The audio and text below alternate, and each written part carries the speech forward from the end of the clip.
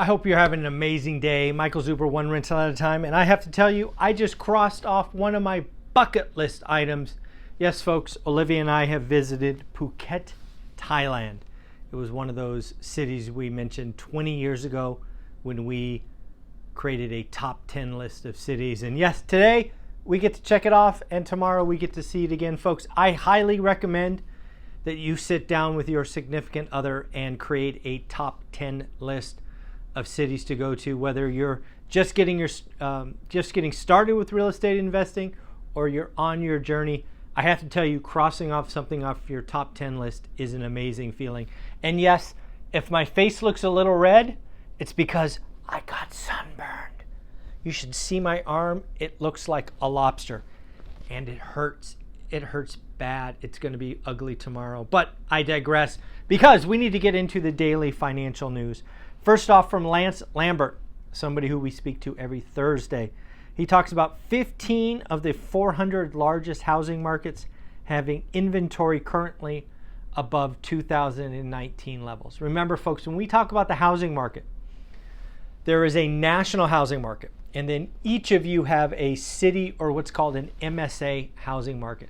But I want you to remember, I am now trying to help everyone understand that even in your MSA, there are three housing markets. There is luxury, which is slow.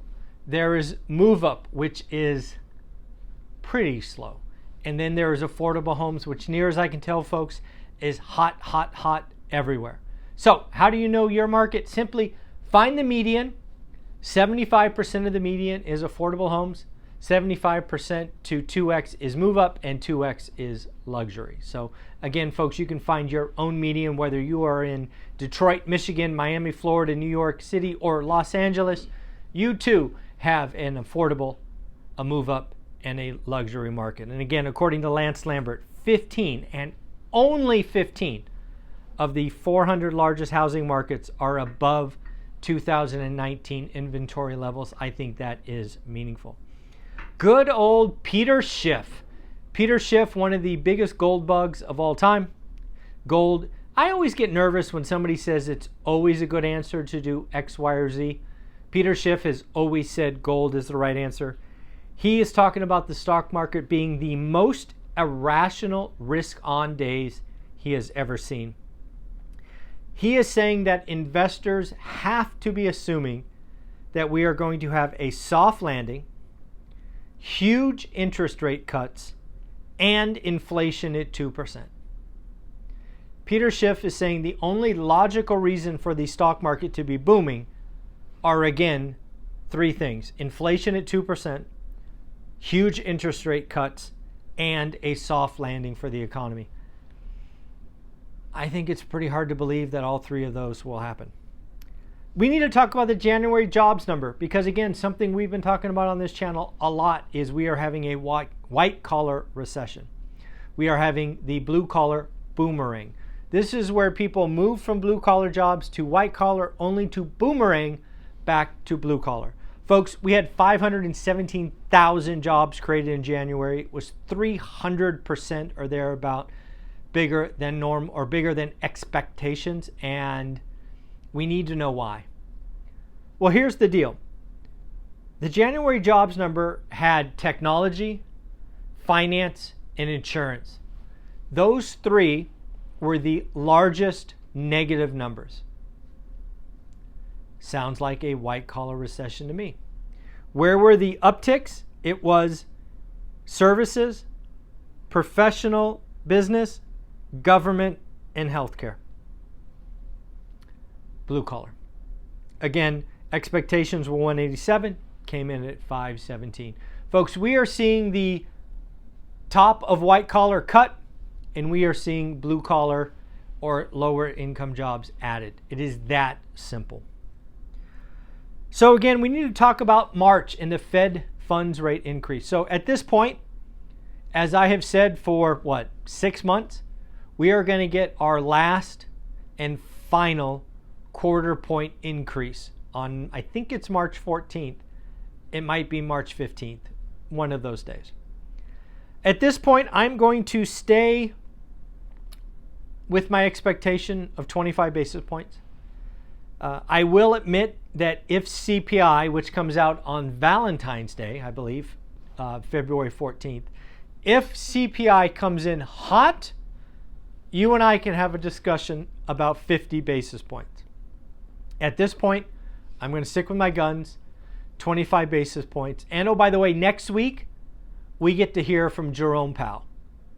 Jerome Powell is going to come out and be Jackson Hole aggressive, my opinion. He is going to be super negative, as he should. I think the Fed only has two tools, and we have talked about that many times. One, about every 6 weeks, they can raise the cost of capital, called the Fed funds rate. And then they have their voice, which they can play with for about 4 weeks before they head into their quiet period. So we are going to hear from the Fed presidents, kicking off with Jerome Powell, I think on Tuesday, about what is going on. And they are not going to be happy. So next week we have some more earnings. I will run through some earnings real quickly. On Tuesday, we have Chipotle and Enphase. I think Chipotle will be interesting. We have seen a lot of pandemic darlings come in of late.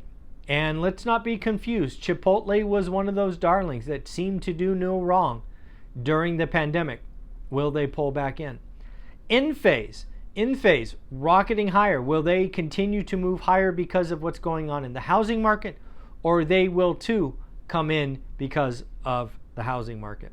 Next, we have Disney. What is going on with Disney Plus? What is going on with their amusement parks? What is going on with their brand new CEO? Is he going to have layoffs? Is he going to have cuts? What is going on with all of that? On Thursday, we have Pepsi and PayPal. Pepsi is interesting because, again, Pepsi is not just a soda maker. They are also Frito-Lay, which is salty snacks. Are we seeing consumers cut back on that as well? PayPal, what is going on with, obviously, crypto, because one of their tradings is Bitcoin. But what is going on with PayPal in general? They just announced, I think it was a 7% layoff. Hopefully we'll get more detail on that. And then finally, Enbridge, which is a natural gas supplier. What is going on with natural gas? Has it seen peak? Is it falling? What is going on? And then as far as economic information, next week we are pretty light because we are just ahead of the CPI number, which is on the 14th. But next week on Thursday, we will get initial employment claims or unemployment claims, which again, last week was 187,000. That is a cycle low. That is a cycle low. 191 was the low. It was about 9 months ago. 187 last week, cycle low. Again, we just also had a January jobs number of 517. So the jobs market is strong. But on the wage front, something that has been missed. A lot of people have been focused on the 517. Wages are compressing, even with job creation. Wages are coming in. Again, remember, tech, finance, insurance, losing jobs, while the blue collar are adding jobs. So wages are coming in. So economics, we get initial claims, and then on Friday, we get consumer sentiment and inflation expectations. Folks, Friday is going to be a big day, probably the most important day of the week. What is the consumer thinking? Because they drive the economy. 68% of the economy is consumers. And then, of course, inflation expectations. Inflation expectations have been coming in for about 3 months. Will we get that trend?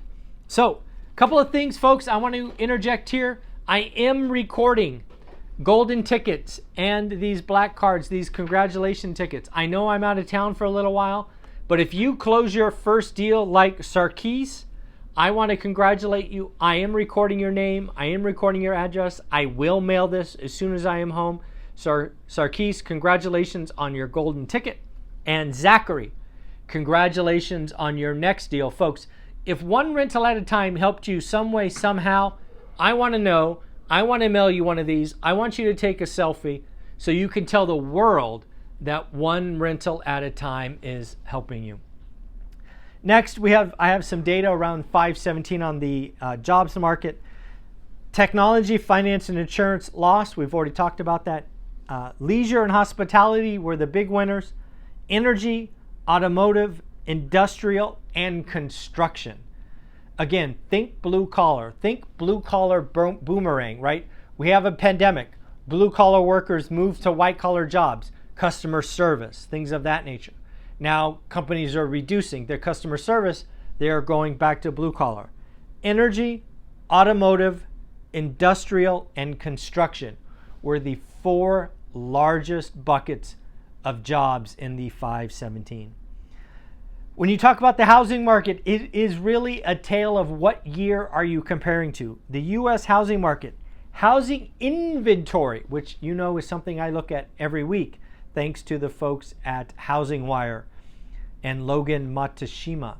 Hopefully I'm probably not pronouncing that right, but I did try. Housing inventory year on year is up 65%. However, housing inventory compared to 2019, which is the last year you and I will agree is non-pandemic related, we are down 44%. And according to Logan, folks, we are down another 6,000 listings. Yes, week on week, according to Logan from Housing Wire, we are down another 6,000. Unemployment rate came in at a whopping 3.4%. That is the lowest since May of 1969. Folks, how many of you, serious question, I want to hear in the comments below. Comments below, please tell me right now. How many of you were not born in May of 1969? That's how long it's been since the U.S. unemployment rate was 3.4%. Participation rate, something that I think is probably more important. It is not talked about enough, but participation rate did go up. We had 3 months of negative participation rate.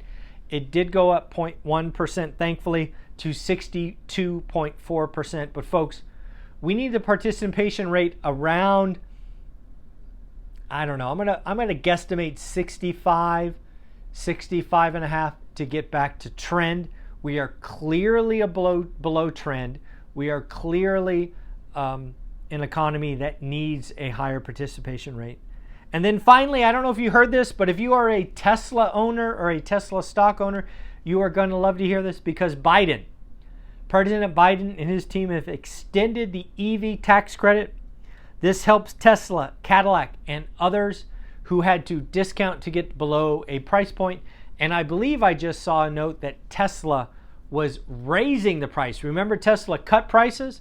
Now Tesla is raising the price because they can, because customers now will get those credits. So again, folks, do me a favor, congratulate Sarkis and Zachary, because one rental at a time is helping get their first deals and their next deals. And yes, folks, please do me a favor.